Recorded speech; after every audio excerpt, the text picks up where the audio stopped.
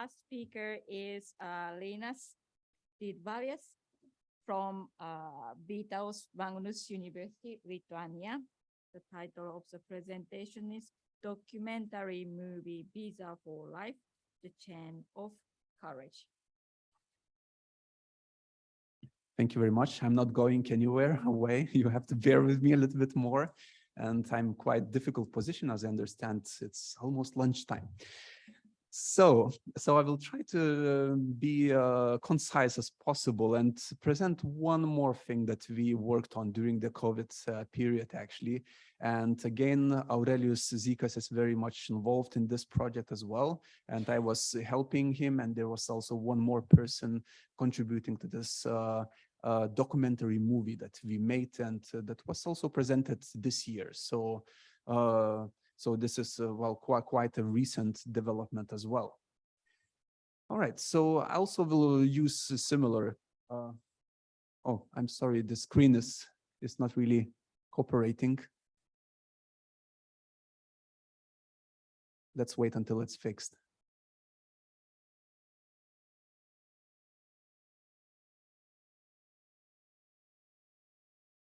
Did I move something maybe, or?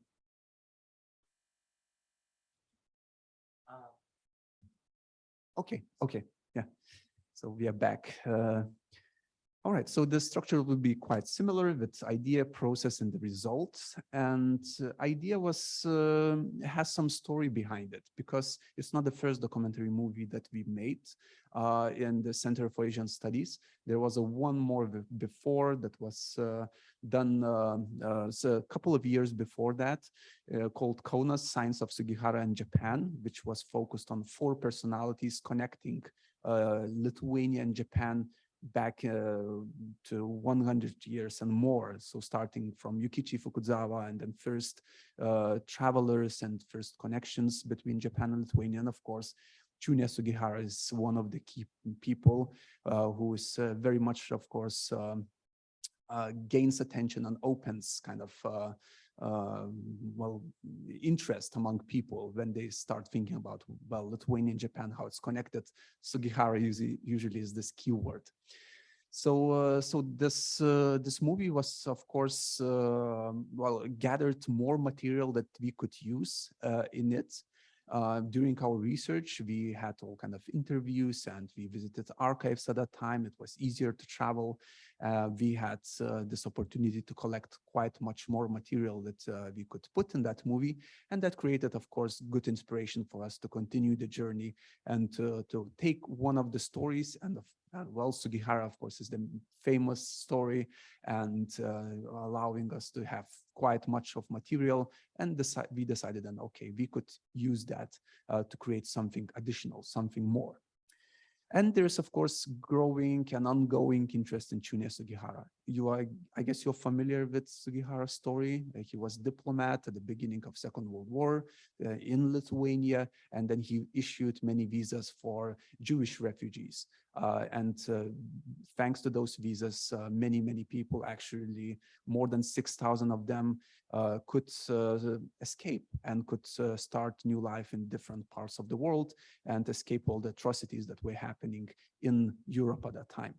So this is the background story, and this, of course, attracts a lot of attention.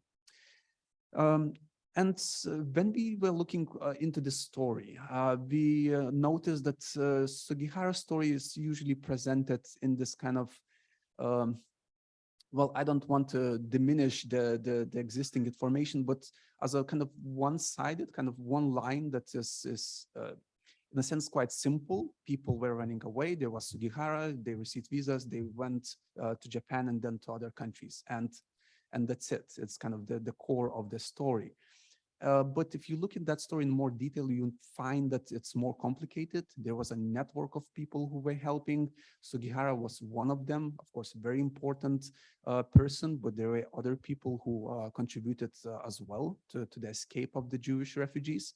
And we thought, well, this is quite interesting material, and we have to really make it public somehow. So there was this inspiration to expand the story of Chunya Sugihara to make it more detailed, more intricate.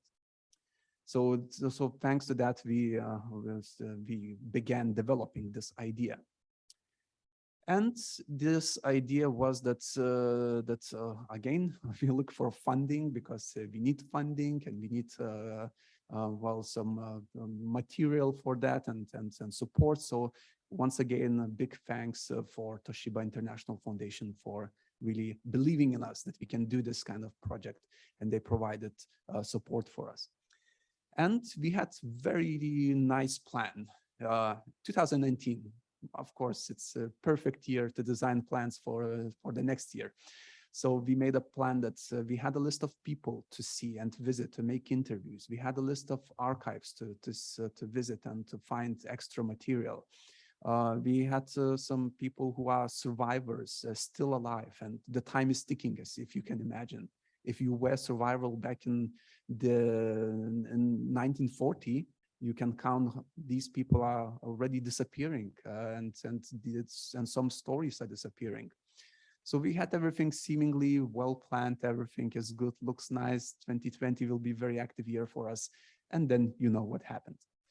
So we had really big disappointments when the world is closing down and all our plans are crumbling down, and it seems impossible to implement anything.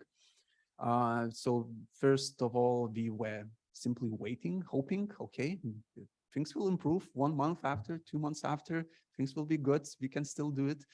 And that waiting game, of course, is not really good when you have a deadline ticking and approaching. Then the deadline had to be extended a little bit and renegotiated because of the whole situation. And of course, we had to adapt very, very much. So I use this improvise, adapt, overcome kind of slogan that we had to use very, very actively and think other ways how we can really reach these people, how we can still implement the project. So of course, the result, because of the whole difficult situation, was different than we imagined. Especially, of course, it has to be scaled down quite a bit, because not everything can be done online, especially when you have, let's say, survivals, very elderly people, and you cannot really expect that they will use the current technology and they will make everything. And in some cases, they are very much physically with difficulties. So we had to really select some of the stories, select some of the sources, and to really reshape the project in quite a bit. But there is silver lining, of course, always in these kind of projects. When you do something in a different way, afterwards you can realize, okay, maybe it was not too bad. And in this case as well, we gained, I think, depth, because we focused on some stories very, very much more than we expected to focus. And this created more kind of deeper, I would say, kind of a narrative that we could present, that would not be kind of selection of very different pieces and joined by us, but we had basically 2 people who were survivors and who told their story from the beginning till the end. And we used basically these stories to tell and to add some additional kind of narrative and explanations. But it seems at the end quite pleasing result that you have here kind of some kind of characters basically in this documentary, and you could really learn about them. You can really connect with them. So when you watch, and I will give you information how to find this documentary, maybe you feel the same, that we gain this kind of depth instead of being very kind of scattered widely. And of course, there's technical side that we were forced to adapt and to use. So basically, we did everything while staying in Kaunas. Despite all the plans, we basically didn't move. It's always just in front of computer, in front of exchanging emails, making all kind of arrangements, making connections on Zoom and so on, and all that, these kind of technical aspects, we had to master them. And we also made connections with people who could do something for us in these different places around the world. And so we could connect with some cameraman, let's say, in Israel, and they go then to those people, they visit them, they film, and they send the material for us to work with it. Of course, we feel disattached in a sense from that material because we did not really speak with these people. We did not really control. We didn't ask kind of subsequent questions. We just receive video material and that's it. We have to work with it. So the opposite of silver lining is that we really feel that we lost a lot. We lost this human contact, and maybe for the viewers of this documentary, you don't feel that. And of course, it's something that maybe many people do not think about. But from creators' point of view, and when we have this another documentary to compare with, previous one, of course, from that documentary, we have so many stories to remember, so many kind of journeys, meetings, adventures, even when we go there and we meet and we have this kind of filming and we look for this kind of some kind of episode or a situation or and so on, or we met some people directly and talk with them, spend half a day with some people. All that, of course, brings so many nice memories. And with this documentary, it's kind of emptiness in many ways. It's just computer screen in front of you, and that's it. So very kind of difficult, of course, very different experience. But I guess you are very much familiar with this kind of feeling because we spend so many hours in front of Zoom and our webcams and so on, and something is missing when you do these kind of things. All right, so the result is there, and you can see it. You can really get familiar with this result. It's on YouTube, freely accessible, freely available. You can search one of the keywords, and this video will appear in the search results, and you can look at it. It's actually in 3 languages, in Lithuanian, English, and Japanese. So you can pick whichever language you is the most comfortable. So of course the sound will be, is basically in English, the sound, but we have also subtitles in these different languages. So and we hope that this will be quite accessible to everyone. And we did dissemination activities as well. We had this kind of world premiere, again, online, because we couldn't really do that in person. And we tried to distribute and send the link and the name and the title to many people, actually, and to use as well in the teaching and in the university setting, because well, this story of course is very important in Lithuanian context and beyond. And we hope that that many more people will discover it through these keywords and maybe through some events like this one, and you will find it useful and quite much well, revealing some of those events that happened almost 100 years ago. That look very, very distant and far away, kind of historical kind of piece of history in a sense. But of course, such stories are revived again and again, and they are very much relevant to nowadays as well, when we have, let's say, Russia's invasion in Ukraine and refugees in Europe, and before that we could say, well, this is a just piece of history. People were running away, getting visas, getting permissions, crossing countries, and there were people who were helping them. And when we were creating this movie, it seemed like, okay, we opening a box and there's history title on that box and it's just piece of history. But then, of course, this year we are realizing, well, the history could be repeated, and even some very dark periods of history can be repeated again. So in this context, I hope this also documentary could be viewed and understood from our today's point of view as well. So this, well, for me, it's also, I feel this kind of connection and this kind of new meaning that is revealed by this documentary. All right, so as promised, I tried to be concise and probably skipped some parts that you would like to answer me, ask me to answer and to explain in further details. So looking forward to your questions, and thank you for your attention. Thank you very much for interesting presentation. So do you have any questions and comments?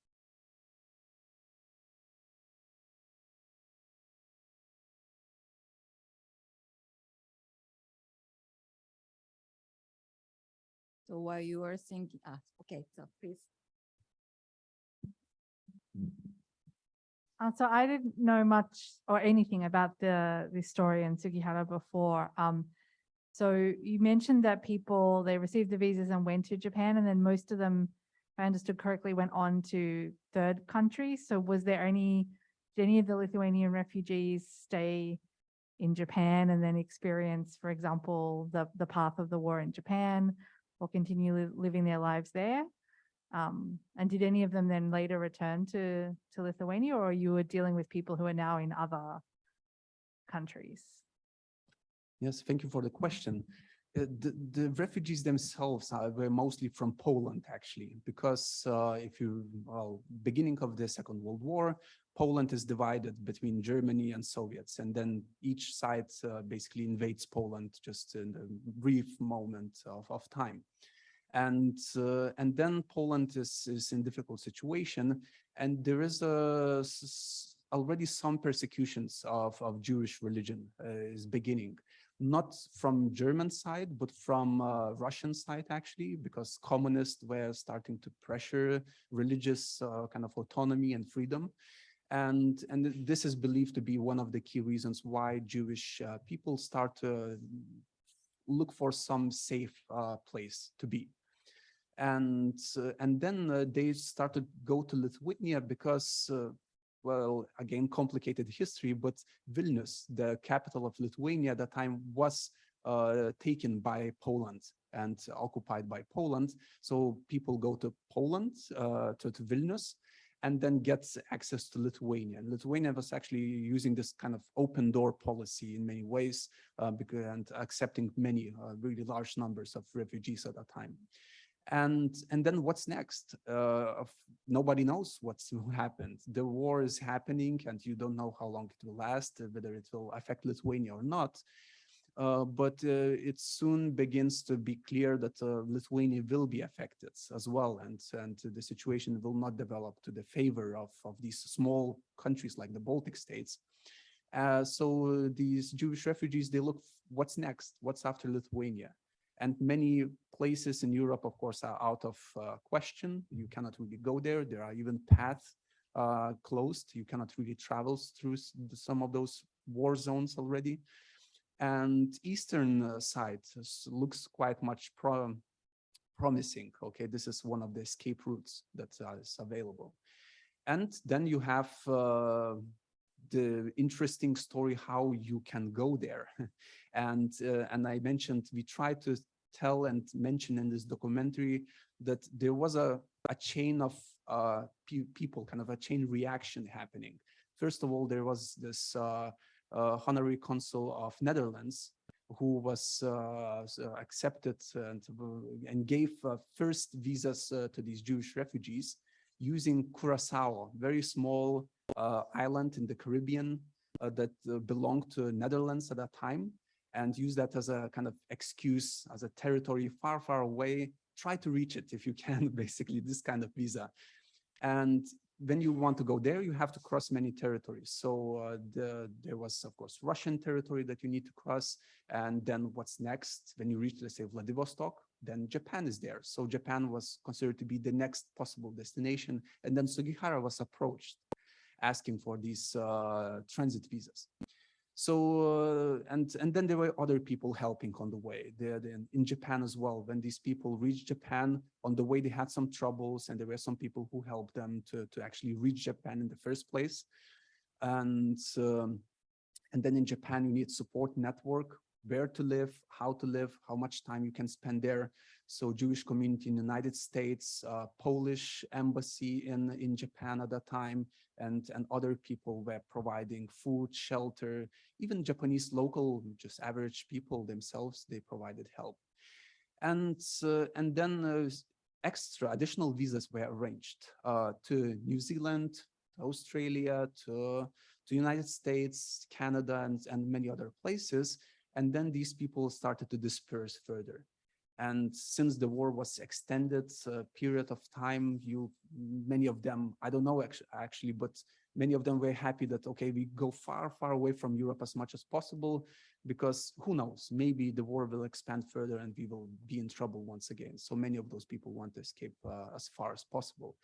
And let's say one of those heroes, kind of characters in our documentary, he went to New Zealand eventually.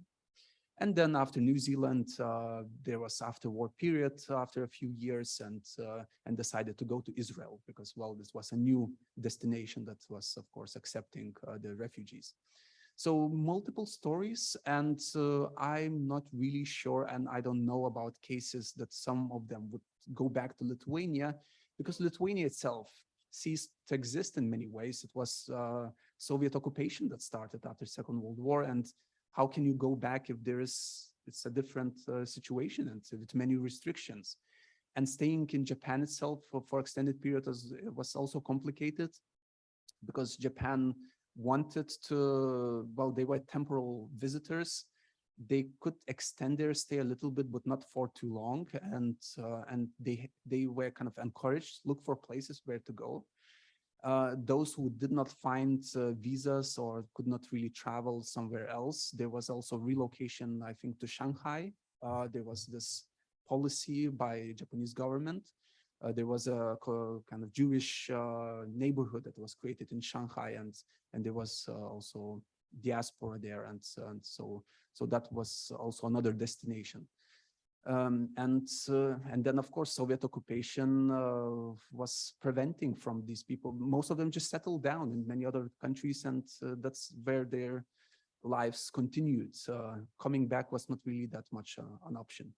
So I think I added quite many details, but you said, well, you didn't know about the story, so I tried to make it kind of fitting and telling some of the key facts about it.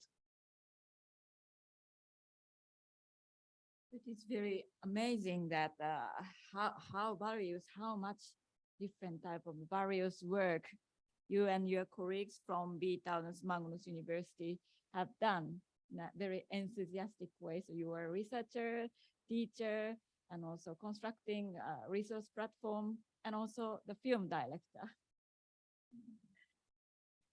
We keep always looking for ways how we can disseminate information that we gather, because of course you can write some academic articles that then appear in some journal, and then you could ask, okay, how many people read those articles, and how many people learn about these stories? So you could be very purely academical and do this thing and don't think about anything extra, but mainly because the influence of Aurelius, he was always very passionate, saying we need to distribute the knowledge, we need to distribute, use all kind of innovative ways. So basically Aurelius was putting me and others in this sometimes outside of the comfort zone. Let's create a documentary. We never made a documentary. Let's try it, and we try to make it.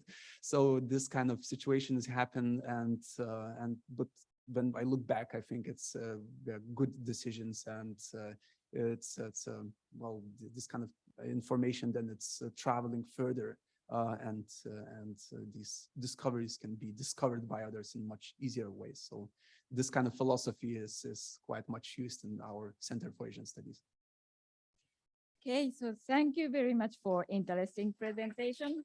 So we will close the session 5.